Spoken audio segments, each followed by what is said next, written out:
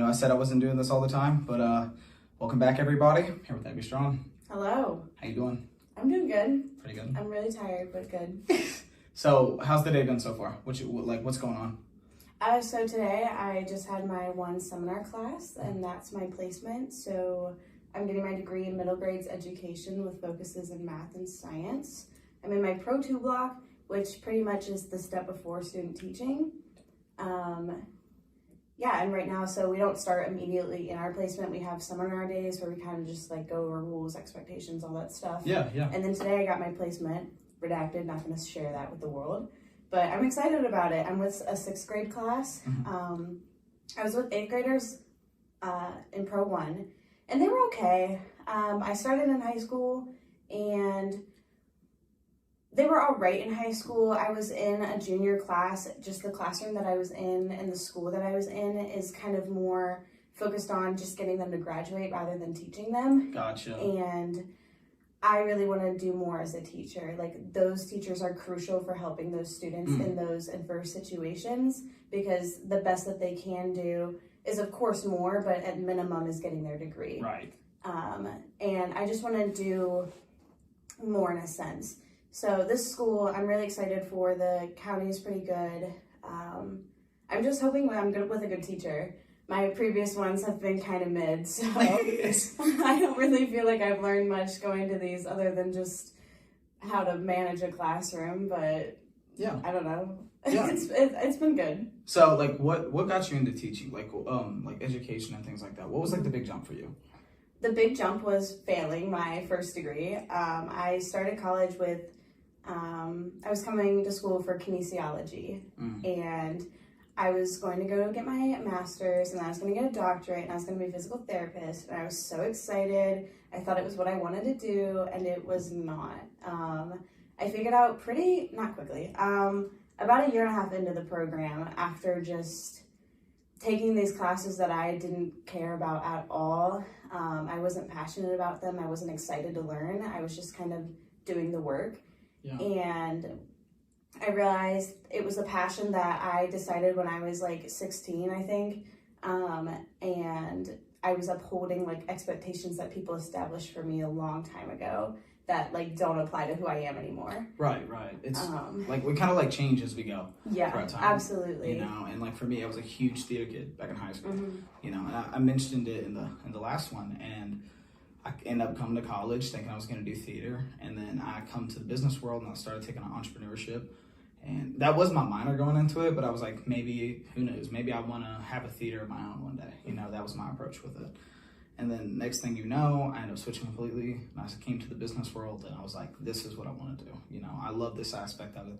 I love helping people, you know, and that style with the job I have and the work I'm doing now with Transamerica, it's a blessing. It really is. It's God sent.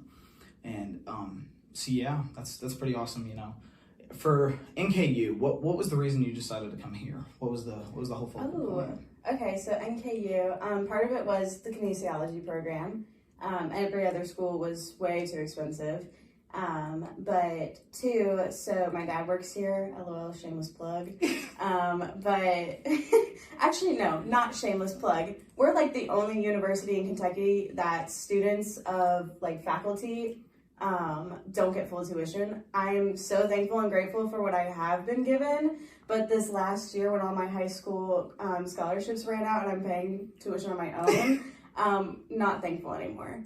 Anyways, my dad's here, so I grew up going to campus here. I grew up like walking around Loch Norse. I grew up like on the stage in the soda buildings. Like every single time I remember like going to work with my dad, I just remember walking around campus. And like the biggest things were like, oh, this is so cute. The little ducks and the geese at Loch Norse. He used to bring bread, and we would go out there like and throw bread to them. And on my first day of school, he left a loaf of bread on my door, in my dorm. He left it on my dorm door, and was like, make sure you go feed the ducks every once in a while. And I was like, that is so sweet. I know, right? He did that stuff all the time. He would just like, on my birthday, those giant like balloons that like make things. It was this giant Paw Patrol dog. It was Chase. And it was like this tall. It was huge. And it was just sitting there at my door. And I'm like, thanks. I like it. I love it, actually. And then I walked around campus with my balloon dog. But yeah. Was this freshman year? Yeah, freshman year. That's sweet. But yeah, it was just a school that I was very comfortable with, and it's okay to like choose the choice that is comfortable, but also it's okay to choose the one that's uncomfortable. But for me, it was kind of really just like the expense, being comfortable here, being familiar with it. I didn't feel like I was really ready to leave my parents and like go far away yet. And the only other school that I had considered was Murray State, and that's in the bottom left of Kentucky. Yeah. And like the closest city is like 2 or 3 hours, I think. It's a beautiful school. I loved it. It's beautiful. But it's just too far for me. They have like a Walmart and it's like my hometown, you know? Yeah, like some fast food options, and like that was it. And I was like, God, all they do is go boating and like nature walks. Yeah. They go to the lake. Literally me. Which I could love that, but I would get so bored. I'd get so bored. Yeah. See that same exact thing, everything you just explained, because I'm from Southern Kentucky, you know what I mean? I'm from Lake Cumberland, I'm from that region. I grew up in a very small town. You know, Russell Springs is what it was. Graduating class of 2021. So, yeah.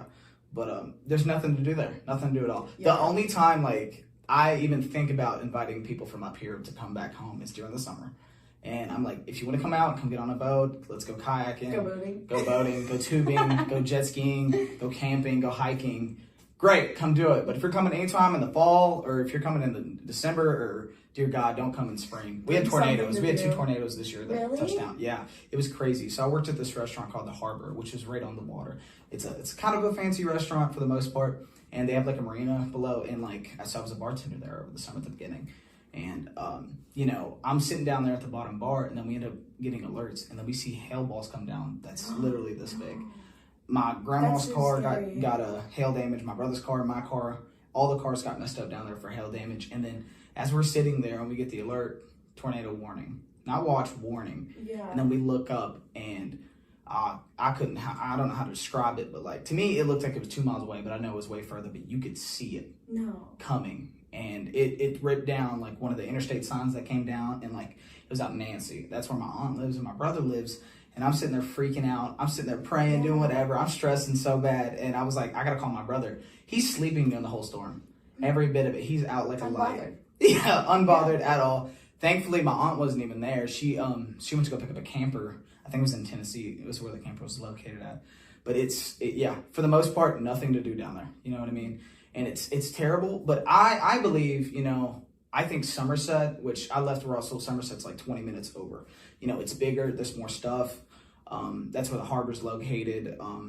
And like, I think in the next 20 years, there's an opportunity for a lot of development to start happening down there. I know like this might be hearsay, but like I was told by some people that we might end up getting a ferry boat that is a restaurant on the lake that's going to be moving around. There's some investors coming down. So that's pretty cool. If they get it, hopefully that'd be really cool. I'm excited for it. You know, who knows how long it'll take though, but I might be 30 at that point before it comes. But that's what I was told by some people down there. But yeah, for the most part, like for me, that's why I chose to come to a school that I knew there was more stuff to do. You know, I wanted to get involved in some aspect. I wanted to I call NKU, it's the city, it's a small town next to the big city. You know what I mean? Because like everyone knows each other here. You know, you can't go 5 feet without waving at somebody you met or like seeing orientation. Literally. I spent my whole day going, hey. Like all day long. All day long. Leave me alone. Sometimes you need that time. 100%. No, if my head's down, don't acknowledge me. Right. If I want to talk to you, I will absolutely go out of my way to talk to you. So, okay, what was the major organizations, or what was like, okay, first day on campus? You said your dad was here, so you was very familiar with the land already. Yeah. And so, like, what was your aspect going into it? Did you know NKU had these organizations already? Was it something that you was interested in from high school? Yeah, so kind of like across the board, I didn't really know what all happened in college, like just in general. Like I knew I was going to get my degree, but I didn't know what NKU was really going to offer when it came to like being active in the community, doing things on campus, like what student events they have, sports-wise. I was like, yeah, we don't have a football team. What else do we got? Right. Then I figured out we had not baseball. We do have a baseball team, but a basketball team and a soccer team. But like our school is just not like excited about that, which is such a shame because I really wish we were, because I feel like if everybody kind of was just like, okay, guys, let's just get into it and commit, everybody would get into it. Because I feel like we miss not having a football team. But I don't know. I didn't really know what to expect coming into it. I knew that Greek life was here. I knew that like most of the organizations were either like interest-based or kind of like career-based. But I didn't really have a general idea of like what was going on. I also came into college like post high school boyfriend breakup, and then first night of moving, he showed up at my dorm door and was like, "Let's fix things." And I was like, what? Yeah. Like I had no like idea of what was going on. So a lot of my first semester was kind of consumed with like figuring out what that was. And then my roommate, throwing all the shade, my roommate sucked. She just wanted nothing to do with getting involved. She wanted nothing to do with getting her degree, and was just kind of there to get away from her parents or her dad, I feel like, and have a lot of sleepovers with her boyfriend. So Gotcha. yeah, like that's a lot of what it felt like. And like when I decided to go through Rush and go through Greek life, she was very much so like, why would you want to hang out with women? Why do you want to, why do you want to like expand, like meet other people? And I was like, first of all, you're my only friend coming into college. Because of that whole boyfriend thing, like everything was ended. Yeah. She was one of, the other one was her other friend that I was like just kind of an adjunct friend to. Those were my two friends. And I was like, well, I want to grow as a person. I want to meet new people. I want to create experiences and opportunities for myself. Right. And everyone here is telling me this is the best way to get involved. And I don't know, it looks like fun. Like I can do whatever I want. Yeah, you're grown. And initially when I had joined Greek life, I was like most likely to drop. I was the worst member ever. I barely showed up to anything. They're lucky I made it to initiation. Like, it was just like, I was not excited about it, but so much of it came from her negativity and like, don't you just want to like stay home or stay in our dorm and like watch a movie or something, or really you got to go out on Sunday again, or like whatever it was. Like it was just any excuse to like get me to stay there, but it wasn't so that she could spend time with me and like be my friend. It was that control more than anything else. So I don't know. I really didn't have like much of an experience at first, and then it wasn't until COVID when everything shut down that I like got involved, which is kind of the opposite of everyone else. Everyone else like dipped when COVID happened. But we had done our elections, and they called it director of ritual at the time. No, that's what it is now. They called it keeper of ritual at the time. That was the only position that remained open. And I had actually ran for a different position. Didn't get it. Foul. And then this was left open, and I was like, fine, it's easy. I'll take it, whatever. I loved it. It was so like just the best toe dip of a position, because especially during COVID, I didn't do anything. Most of it's like dragging the ritual stuff to wherever we're doing ritual and then taking it back. And then like planning it. But like, it was really just talking about it and talking about like why those values were still so important to us and why they haven't been forgotten over like however long each organization has been established in Greek life. And I loved bringing that like little bit of piece of it to it, because we get so caught up in like doing it rather than just like, why are we here? What's the importance behind it? And then I got really close to Kate Lawson. She was the chapter president at the time. And with her friendship, and then she lived with this girl named Haley Midkiff, who's a wonderful woman. With the two of them combined, I really like leaned into them and leaned into their leadership and like who they were as people, as role models.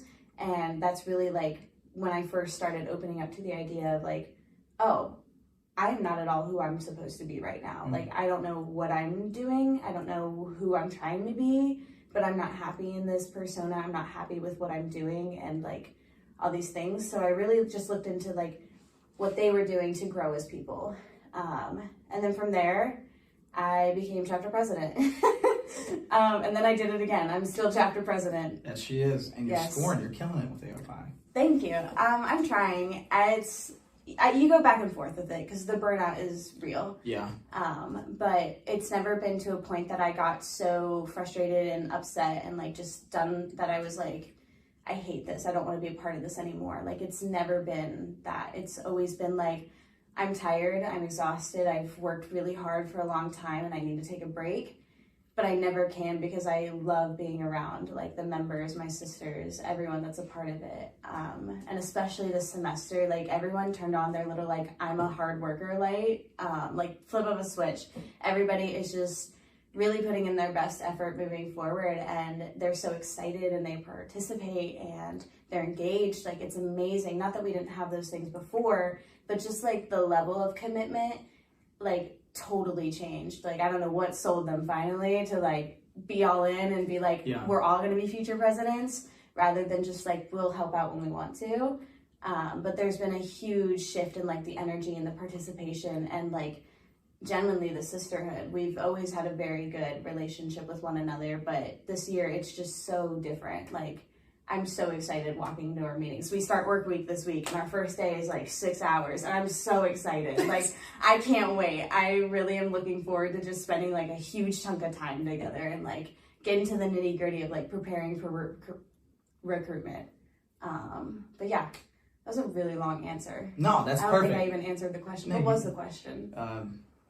What was the question? Just pretty much like, you know, some things that got you involved and that's helped you out along your journey and what to expect along those lines. Yeah, that's my only involvement, pretty much.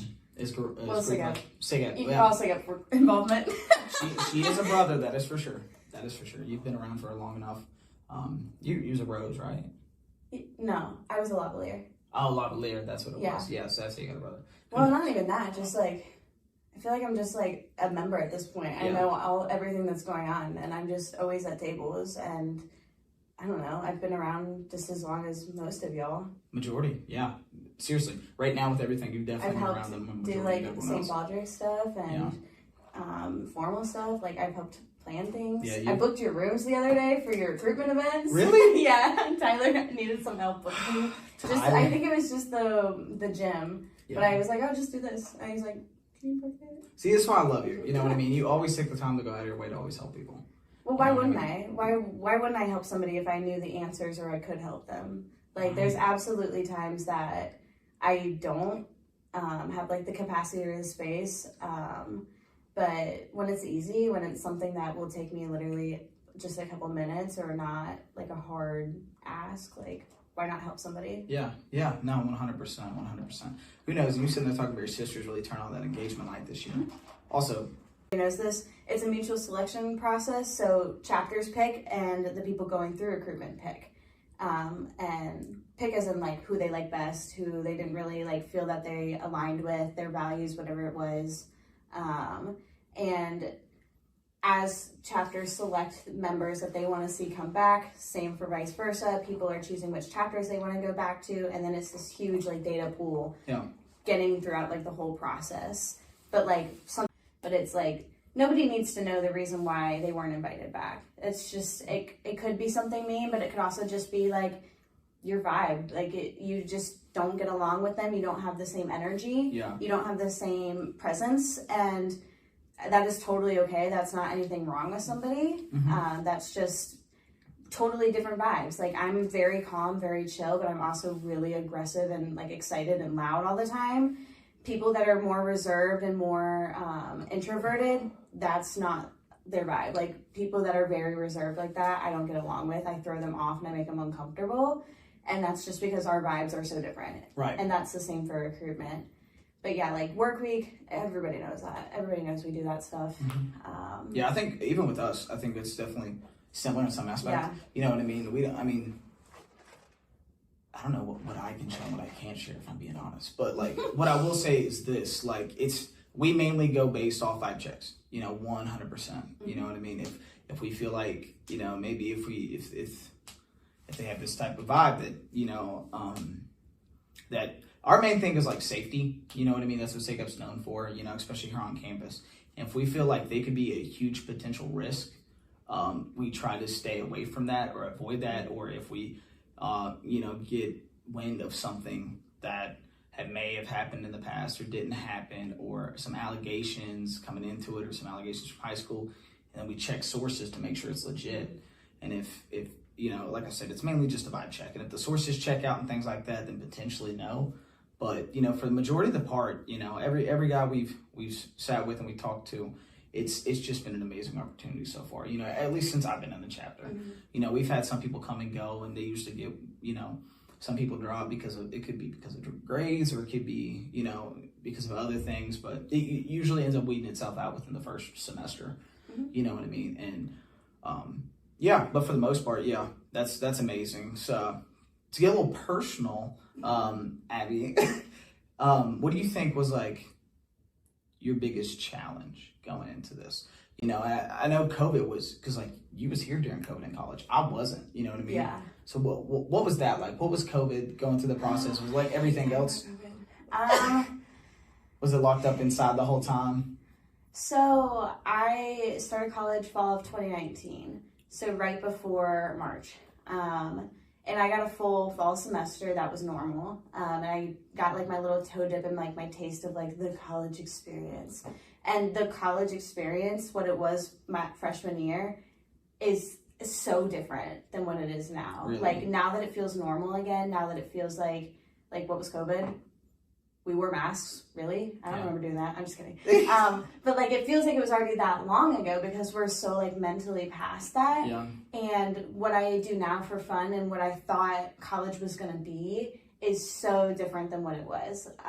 So that first fall semester, I told you like that girl, she just made it really hard to like be excited to be involved about anything. But I really just kind of like leaned into other people and was like, you can lay in your bed for the 5th day in a row and watch some like TMC show again. Right. Like that's all she ever did, and she worked. But yeah, COVID, it was interesting. I'm definitely not an online learner. That's what I figured out from it.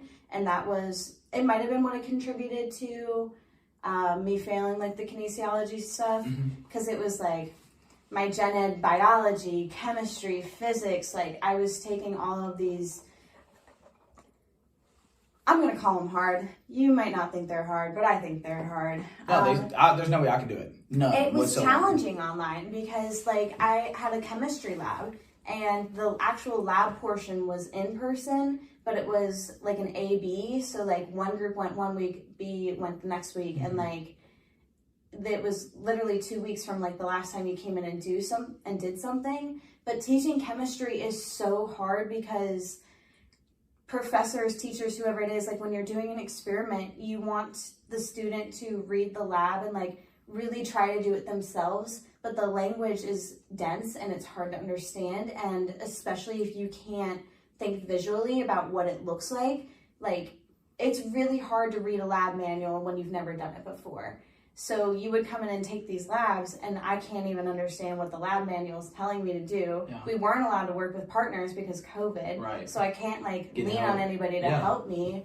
And then like I would ask questions, but like the professor wouldn't come close to me. She would stay like a table length apart, which I'm like, okay, COVID, I get it. Like, fine. Like you need help. Right. And he wasn't getting that. Exactly. And like she'd be like, okay, we'll step over and I'll come look at it. And she's looking at it and like pointing at things and talking about things. I'm like, I can't even see what you're talking about. Yeah. Like I can't see what you're pointing to. I can't see what you're trying to show me just because we can't be close to each other. I had a physics lab that was like that. I had a biology lab that was like that. And it was just so challenging. And I don't know, it was boring. It wasn't fun. I was back home and I don't thrive back home. And then I moved into an apartment. Yeah, what was that like, getting the apartment?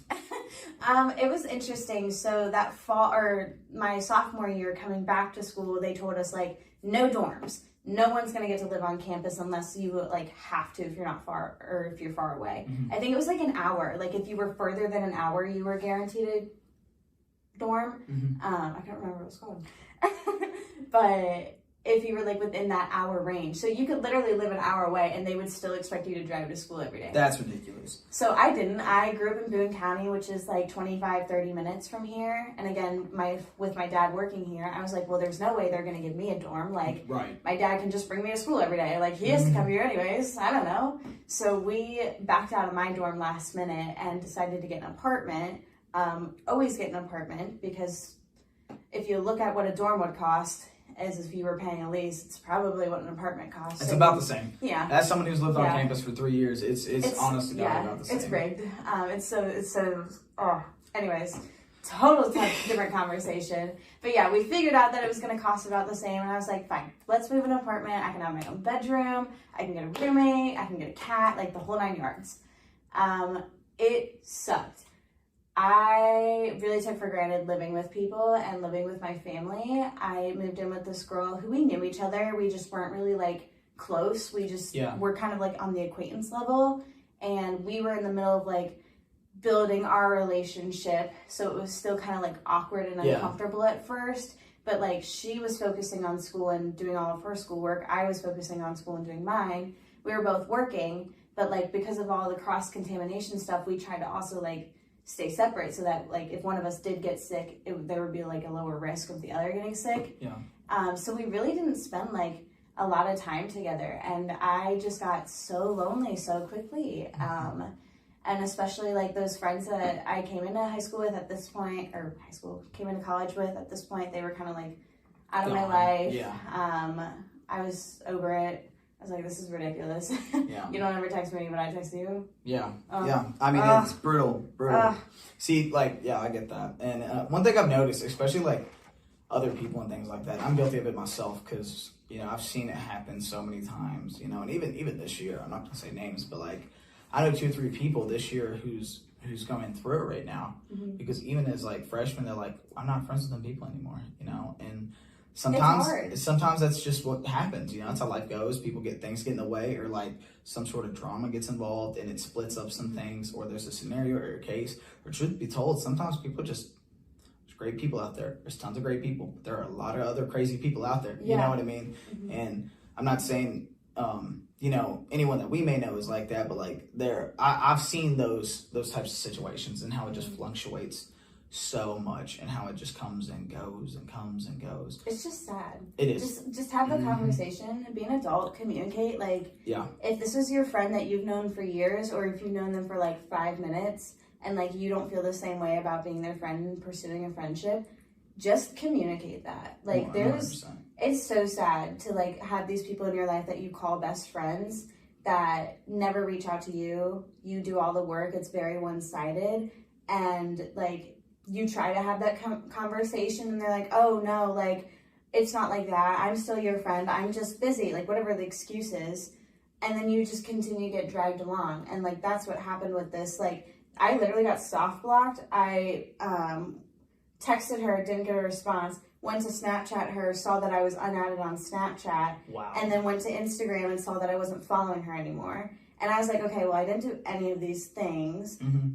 And nothing like happened directly in between us. Again, I never saw them anymore. So like, I didn't even know like what could have happened since I don't see them or talk to them. Like, it literally was just so random. And it was like, I didn't even figure out until like a month after she had done it too. That's what she ended up telling me. And I was just like, okay. But yeah, this is what happened. This is what they told me, why they, defriended me. So when I did, hold on. Okay, so I had invited them over, and I was kind of doing like, kind of like an ABC, but it wasn't like a party. It was just like people coming together and like hanging out. I think it was around my birthday or something. Yeah, just a hangout. Like, it was, I think like I don't know, doesn't matter. It was some kind of like people just coming together, hanging out. It wasn't really a party with like everybody drinking. It was just kind of like very casual. Like we had like, what's it called? Smash Mario Brothers, like on the TV. Like, it was that kind of thing. And I texted them, and I was like, I just know that if I don't invite them, and if they find out, like, they're going to just be pissed off at me. So like, I'll just reach out and invite them after this one time. And this is after me like not texting them intentionally. Like, after you got the house? No, this is my second year Okay. in my apartment. Okay, I got you. Post-COVID. So, where was I? Oh, yeah. So, this is after like months of me not responding or reaching out, or I was responding, not reaching out to them. And it wasn't to be like mean or hurtful. I had just talked to my mom about it and I was like, I just don't know what to do. Like, I feel like they don't care to be my friend anymore. And she was like, well, wait and see how long it takes them to text you. Right. And literally it had been months. And I was like, should just listen to my mom then. She always knows. Listen to your mom. They always know. They always do. know. You know, I'm so guilty of it. I'm guilty of it myself. You know, my mom was telling me all these things and like with relationships and things like that. And in the moment you're like, you're wrong. You know, you like, I'm independent now. And then you look back and you realize they weren't born yesterday. And they was like, they understand what they're talking about. You know, sometimes it can come off a little harsh, but like they know what they're talking about. No, she knew exactly what she was talking about. But so I like hadn't been reaching out, and I was just kind of like, I just know that I have to invite them because they're going to be upset if I don't. So I text them. First time we've seen each other in months, whatever. They show up. They take like a drink or two, whatever. Like I think they each had a drink. Sit there, and the girl that was my roommate talked at me for like 30 minutes straight about her boyfriend's ex-girlfriend and how they were at a grad party together and that this girl was like following them around and like not leaving them alone. This is what I said. Wow, isn't it crazy that all of our boyfriends have ex-girlfriends that won't leave them alone? That's why they all befriended me, because I targeted the other girl and like was mean to her directly and like I belittled her in her relationship with her boyfriend. Like they just went in on this shit and I was like, are you kidding me? When we lived together, all you did was talk shit about this other girl. All you did was ever talk crap about her because like she went to this other school and you were so worried about the choices she was making and that like she was gonna get hurt or do something stupid, like whatever it was. And I was just like, everything you said I said. Like it was so messed up. And like I'm just so glad they're not in my life. Like looking back, like there was a point that my roommate, when she was in high school, there were some things going on with her parents, and like me and my parents were helping her like look into the process of like getting emancipated, getting away from her dad, like getting out of the situation, trying to help her. She came, like I offered for her to come live with us, and my dad always made like me and my brother's lunches in the morning. My dad started packing her lunch every morning. Wow. And I would bring her lunch to school. Like, this is somebody I invested a relationship in. This is somebody that I was friends with, somebody I really cared about. And then that single thing that I said is like what ended our friendship.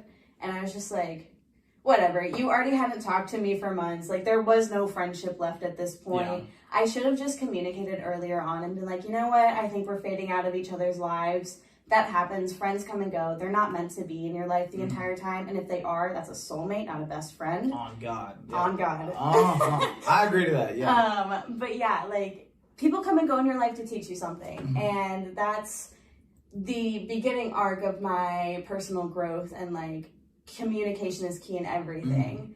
But yeah, like, it was just such a crappy situation.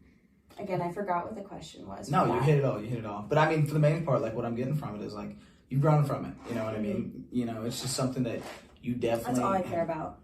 Yeah. Growing. Yeah, no matter... Being a new person. 100%. You know, to me, it's... so, like, I don't want to say I'm an overachiever because I don't succeed all the time. You know, but I try to hold myself to a higher standard, you know, and I fail a lot.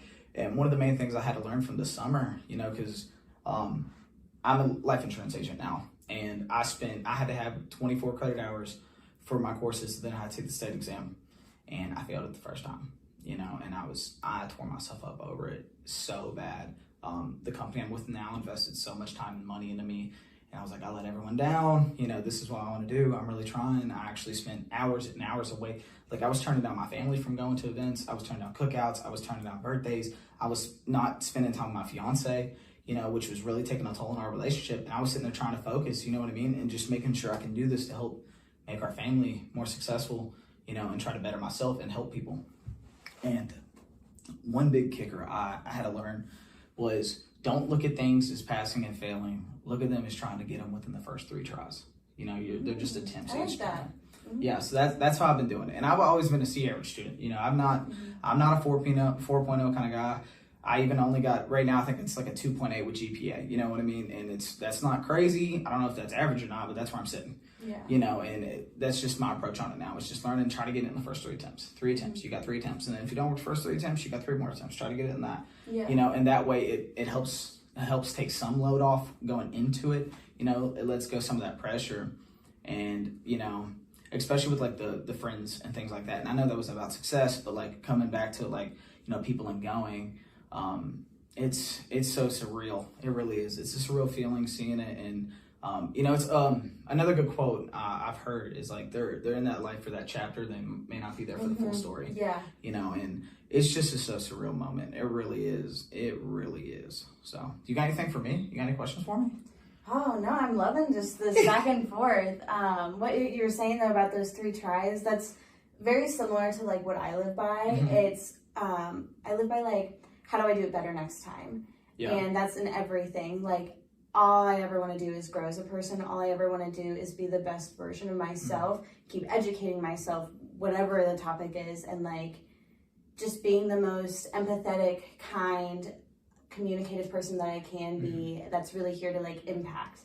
But yeah, I love that. And relationships that come and go, people come and go in your life, teachers come and go, like everything, and jobs, literally everything. Everything does. And it's really like your job as an individual to figure out what you can take from that experience or that person and grow as a person. Relationship rules, do those apply to friends? Like, as well? In some capacity of it, yeah.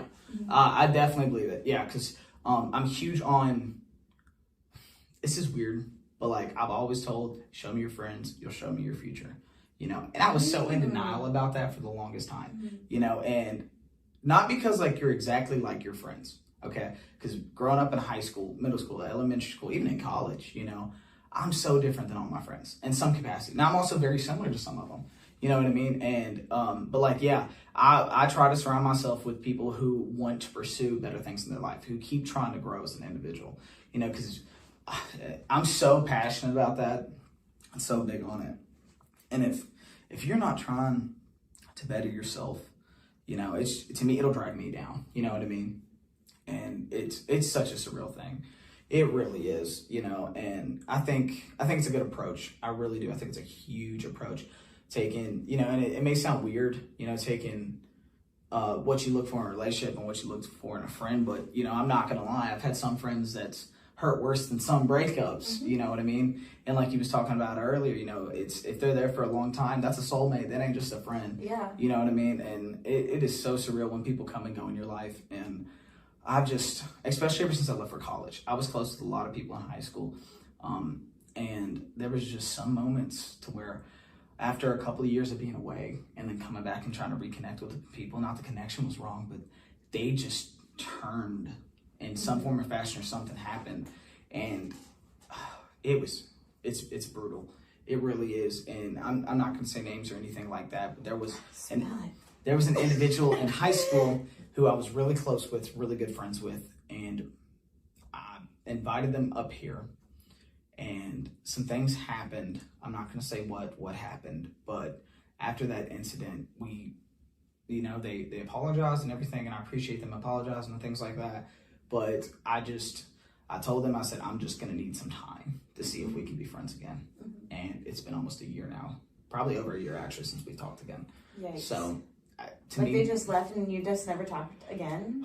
Yeah. Oh, yeah. Oh my God. Pretty much. I did run into him one time. At like, because I went home for like the summer bash event that goes on in my hometown, and like the whole town shows up to it, and it was just more like a hey, walking past. Yikes. Yeah, I had one of those recently, a girl from my past, and like, oh my God, it was awful. We made eye contact, and like I knew she wasn't gonna engage with me, and literally if I had taken like a second to think about it, I totally wouldn't have either. But I like just was like, hey, like it was such a reaction. It was no control to it. And like she looked so like off put that I like acknowledged her.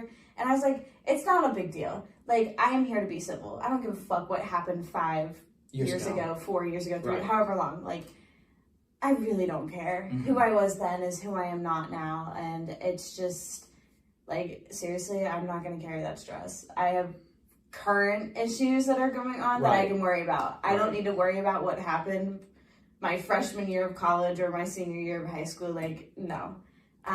So, like, I don't care that, like, I was nice, kind, polite to her because, like, we were friends. We were really good friends for years.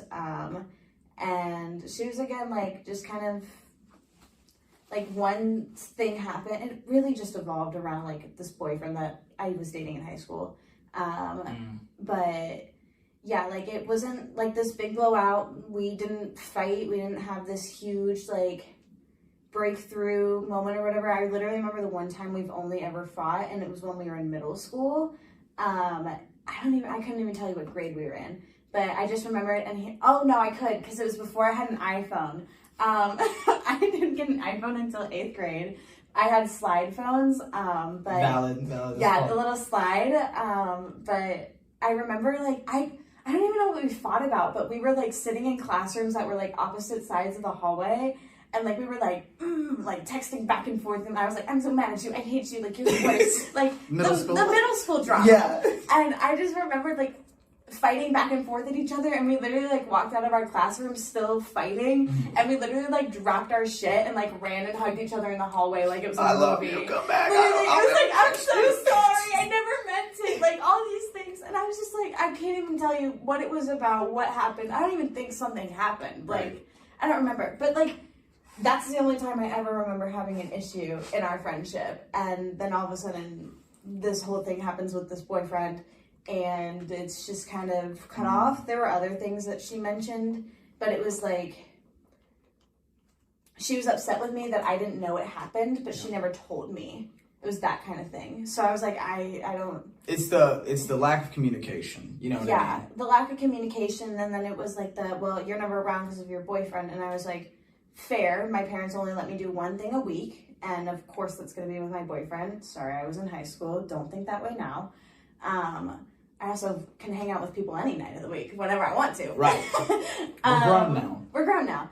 But it was like something like that. But I was like, we also lived, oh God, I'm going to give too many keys. I hope she doesn't see this. If you do, but peace and love. Peace and love. But like we were like neighbors in the same neighborhood.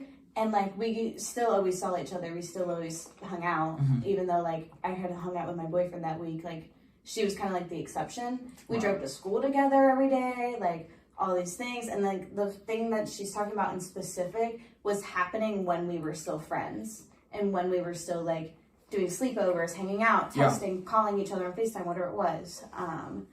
So it was like she got upset with me with something I never knew about. And I was like, I get that it's hard to admit that and share that with somebody, especially when it's out of your control and it's hurtful.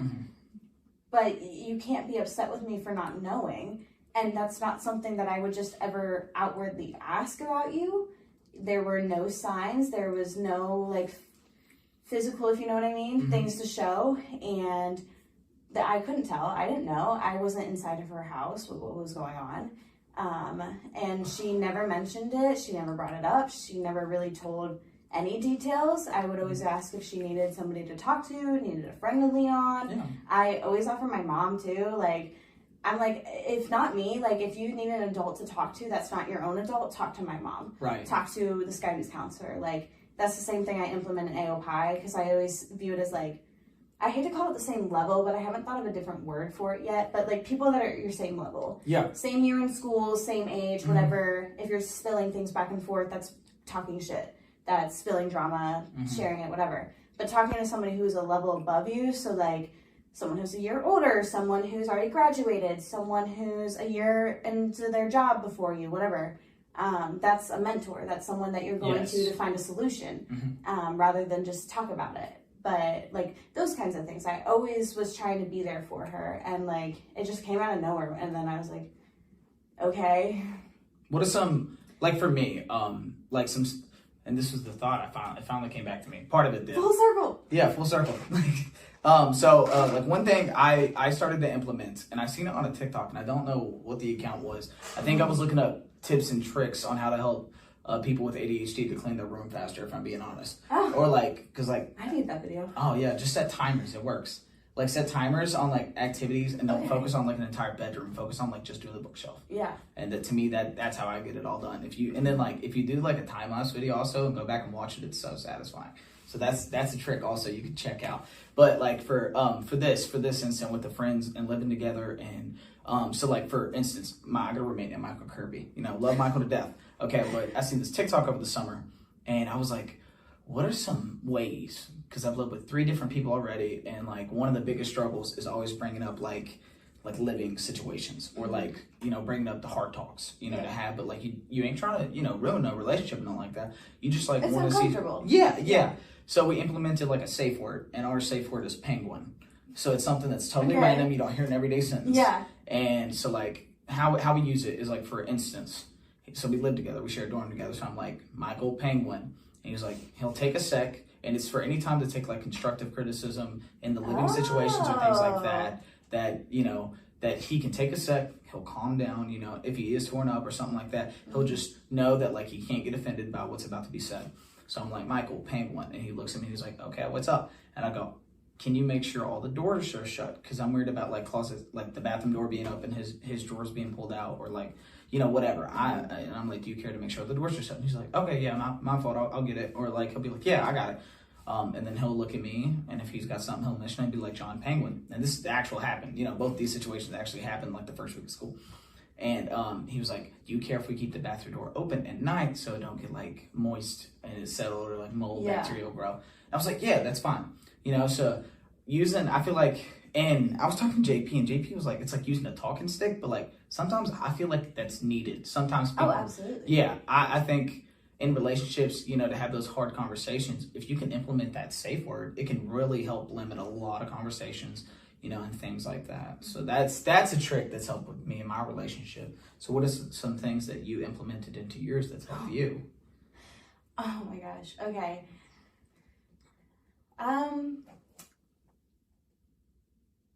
So after like these friends came out of my life, whatever, I really started investing my time in the people that were uplifting me, the people who were building me up to be a better person, and that was all in AOII. I really leaned into it, and I was like, I'm going to focus on these friendships here.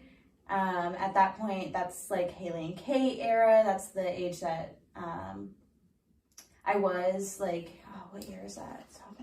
I don't remember.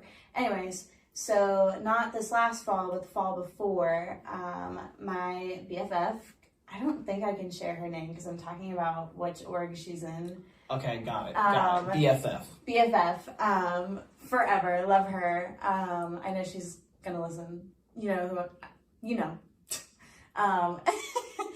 Anyways, she like was probably the first genuine friend I ever made. Like, I have never experienced such a healthy, fun friendship. Like, I finally understand like girl time. I finally understand, like... And she's sick. She's a cool person. She's awesome. You know, she's I love so her that cool. myself. She's amazing. She's literally the best person ever. And I've just never had a friend like that where, like, I could just spend hours sitting in the same room together. Like, I've only ever had that with boyfriends before. I've never had that with, like, just a friend. So meeting her and our relationship developing, like, it was my first indication of, like, okay, friendships are not always like this. And it was really easy to be her friend because we're so similar, especially like the way that we hang out, the way that we talk to people, the things that we're interested in. Like, it really just worked out very quickly. And then also like establishing those boundaries. So she also has a position in AOII. This is, well, she's had positions, but God, I can't even give this position away. I gotta be so specific with this. She just did something in the chapter. She did something. So I've been chapter president the past 2 years. The year before, she was the position that's like right-hand man. So like if I go out, she fills in for me. Gotcha. She did all of like the administration stuff, that kind of side of it. And now she's still very much so like in that right-hand area, but she's working on different things. And this is more like the confidential things. This is like what's just between chapter president, this position in the chapter, and then like whoever brought up the concern or the attention to that concern. So like we work very closely together with those issues. Yeah. And of course like our advisors and stuff are involved. But most of it is us like dealing with the situations, figuring out what to do with it, making a plan, moving forward. Gotcha. And at first, our relationship was like strictly AOPI. Like it was work only. It was no fun. Like we were just always talking about what was going on, what was happening, what we could do, like this, that, and the other. And that's not like talking about the chapter. That's like talking about internal functions within our positions, talking about things that we're planning for the chapter, like just everything. Like we really like making the calendar, sending out emails. We have this thing called the Ultimate AOPI Guide, and it's this huge Excel sheet that's got like everything you need to know. Got it. It's crazy. But like those kinds of things. And then now it's more like these are delicate situations where really the only two people that should be talking about it until it does become like a discussion between e-board, or it does become a discussion between the advisors. Like if I ever got in trouble, my advisor would be the person that she would be working with, not me, obviously. So we kind of had to establish that boundary, and communication and boundaries are like my two favorite words. Having that open communication, being able to just share your opinion, share your thoughts, share what you need from each other openly and like judgment free, as well as respecting those boundaries. Like that is the healthiest things you can do for any relationship. Having that open communication and establishing those boundaries, because we came into our friendship already very strong, just on like AOPI basis. And it wasn't until we started to establish those boundaries and like do things that were outside of this, do things that actually were developing our friendship rather than like maintaining our positions, is when we really started to become like deep friends to one another, deep friends that know like all of our secrets, this, that, and the other. But yeah, so met her. So then this past fall, BFF's Little ran home to AOPI after recruitment, and she's just like our perfect little like third person for our friend group. Like she's just like us in every way too, and just our friendship is really like just flourishing and growing, and like we feel so comfortable with one another that it's like these are really just friends. These are really just people that are here to spend quality time with me, to, you know, like not just talk shit about every single person we know, not just have people to go do things with. Like it's so really just like building each other up. I mean, we're all in education together. And we have a lot of conversations about like becoming teachers, what that looks like. BFF's Little, she's, I guess I can say her name, Kenzie. Kenzie, she's been having some questions about like whether or not education is still for her. Hasn't been in a classroom in a really long time, and she's like, I just feel like I really want to be in a classroom again. And my mom teaches first grade. We're all in the middle grades program, and I told her, I was like, my mom's not in middle school, but she's always looking for people to have volunteers for her classroom. So like absolutely reach out to her and like help her get involved in that. So like our friendship is so much more than just spending time with one another. Like we're all mentors to each other. We all build each other up. I try to help give them opportunities. They help get me opportunities. I don't know. It's just really great. And I've just never had friends like that in my life before. And it's really like the whole growing arc of like learning who I am as a person, but also just always communicating what I need from everyone around me. And that's not like, I need you to do this, I need you to do that. It's, hey, I'm really not feeling it today. I just need to take a step back. Or, I don't know. You know what I mean? I don't need to list out examples. But yeah, no, yeah. I think it's great. I think that's a very important part, and I'm glad we've got that now. You know, it is important. I think friendships is way more than just friendships, or like define just hanging out. You know what I mean? I think friendships involve networking with each other and how to build each other up. Absolutely. You know, with all my close friends, it don't matter if it's Dylan, if it's JP, if it's, you know, if it's Sam, Tex, my big, or, you know, whoever, you know, but like even my close friends, you know, Ethan Rice and all of them, we all use each other for networking opportunities. You know what I mean? And to me, like, your go-to word's communication, my go-to word's networking. I was just going to say, we need t-shirts that say communication and networking. Yeah. But it's two crucial things that is important. That's with relationships, that's with people, no matter what it is. those are two core values you have to learn to either you're born with it or you learn to master it, you know, one or the other. Absolutely. So yeah, it is very much a very beautiful thing. And, you know, Abby, I just want to say, I think you've done an amazing job. I appreciate you coming out here. Thank you. You did great. But yeah, thank you for coming on. It's been an amazing opportunity. Love hearing about you. I'd love to see you again back. Of course. Thanks for having me. I hope I let you talk enough. No, you did. You did great. I was trying to figure you out. I'll just keep talking. People want to hear you. They want to hear the voice. I hope so. They love you. I hope so. So thank y'all. Y'all take care. Peace and love.